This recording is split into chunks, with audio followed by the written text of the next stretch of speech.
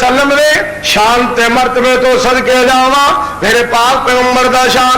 और मैं आलम लोहार के बारे जो और चंगे जुमले बोले थे ना, एवं नहीं बोले। मंसूर गवेड़ तो बगैर गल नहीं करता। मेरे उस्ताद मोहतरम हाफिज अब्दुल रज़ाक सईदी साहब फरूकाबाद वाले, अल्लाह उन्होंने सेहत नाल इज्जत वकार नाल देर तक जिंदा रखे। उन्होंने मैनू गल सुनाई, कह लगे फरूकाबाद तो अगे खान का डोगरा आलम लोहार आया, चिमटा फड़ के गा रहा दुनिया सामने।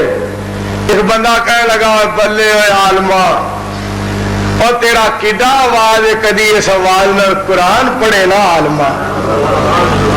और आलमा कदी इस आवाज में कुरान पढ़े ते लहरा बहरा हो जान। आलम लोहार कहता है, जे ते नबी पाक सल्लल्लाहु अलैहि वसल्लम की किसी मदा सुननी है ना, फिर कामों की जाओ, उसे अब्दुल गनी शाह साहब रहेंगे। और जे किसे कुरान पाक सुन ले तो शेखुपुरे शहर जाओ, उसे एक मौलाना मोहम्मद हुसैन शेखुपुरी भी।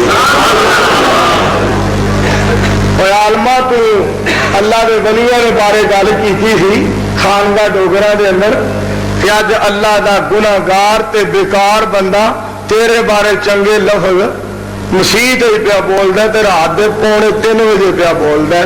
असी तो कदरदान है जेड़ा कुरान सुन्नत के परवानिया की कदर करे।